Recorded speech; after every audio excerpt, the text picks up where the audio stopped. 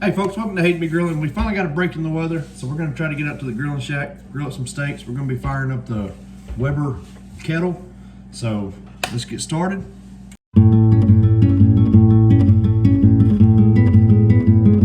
Alright, so I'm going to be using a couple things for these steaks. One, I want to take a little bit of olive oil, pour on the steak. There you go. And then once we get the olive oil on there, oh, it's kind of a lot of bit there. But we'll just take our brush here, just kind of brush that all over the steak, get the sides. And that olive oil is just going to kind of be our binder for our seasoning that we're going to put on it here in just a little bit. All right, so now I'm using the Granny Moore's Gangster just because I love their seasoning for steak and burgers. You could very easily go with like a salt, pepper, garlic blend if you wanted, but we're using this this seasoning here because it's all in one. So now we've got these seasoned up. We're gonna let them sit out here at room temperature while we go out and fire up the grill and get it going. So I really let the meat kind of sweat and soak in that seasoning. Folks, if you've mastered the concept of charcoal and the lighter fluid, by all means, and that's what you're comfortable with, go ahead. I never could. I'd either wait too long and my lighter fluid had kind of soaked in, would no longer ignite, or I would light it too soon and then everything had that lighter fluid taste to it. So if you're like me and you found the chimney to be the way to go, really is pretty simple. We're going to dump the charcoal down in our chimney. Then we're going to take a fire starter. Now, there are many different variations you can use now. The one I like is this, the Jealous Devil Boom fire starters. Very simple. Just move your canister out of the way, set your fire starter down, and then you're gonna light the wick. Once you get it lit, just set your canister back over the top of it, and voila. Now we're just waiting for our fire to catch and our charcoal to heat up. Folks, it is gonna be really hard for me to come out to the grilling shack and not show off our second place trophy from the cook-off we did a couple weeks ago. Super ecstatic about that. Really happy for myself and for the team. It was a great moment. Our first ever competition, second in the rib, so couldn't be happier. All right, so if you can see, we got our flame shooting up right there. So at this point, I'm gonna go ahead and dump my charcoals out. A lot of people like to wait till those top ones start to get that white color into them.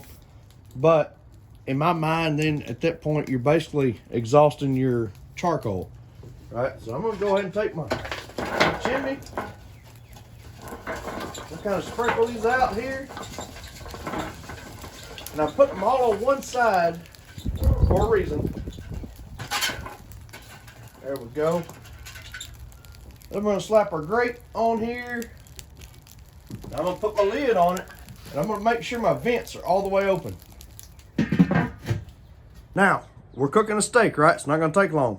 I got my vent on the top and on the bottom all the way open because I want max airflow. Max airflow coming up through it is going to give us our max heat. Now, if you're wanting to do a longer cook, you know, kind of work with your grates or your vents rather and close them about halfway, a quarter, whatever you're cooking. But I'm telling y'all check out Kitchen Alpha here on YouTube. He does a very good job. He does all of his barbecuing on a Weber kettle. So if you're kind of a novice, or like myself, not that comfortable using charcoal, check him out.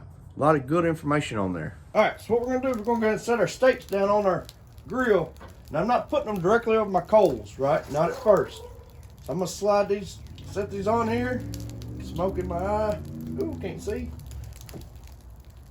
Set these right here.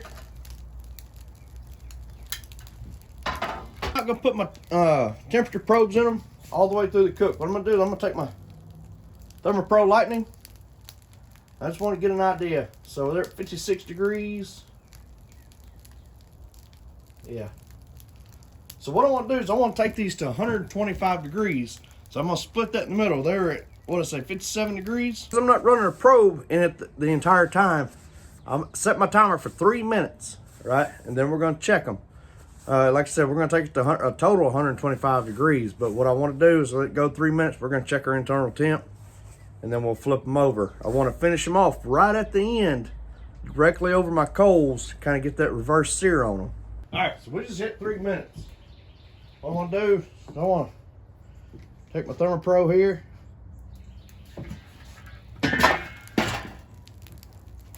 Get a good reading.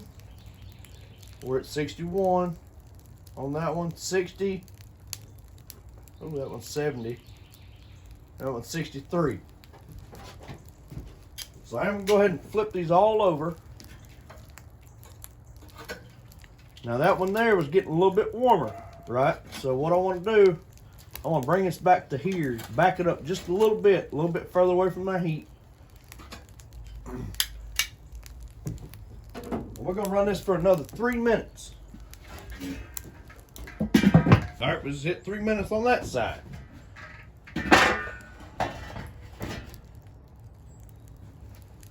So, we're gonna check our steaks. All right, we're sitting at 72, 67, 73, 67. So what I'm going to do at this point, I'm gonna move my steaks, flip them back to that side. I'm gonna put them directly over the heat.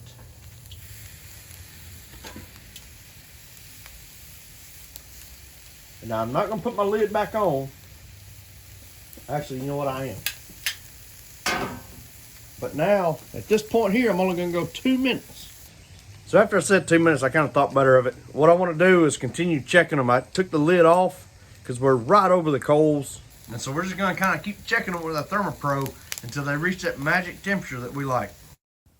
All right, so we just got these steaks in the house. We're gonna go ahead and cut into it. Very juicy before even cutting into it, but here we go with it. Oh, that outside edge, very juicy, but looking just a smidge overcooked for my liking. Still gonna eat it, don't get me wrong, but let's look at the inside here. Very good color. Look at all that flavor left in that steak. All right, we had to cancel out the noise in the background. We're gonna give it that all-important taste test. And I can tell you right now, at this point, I was thinking delicious. Hey folks, now that steak was phenomenal.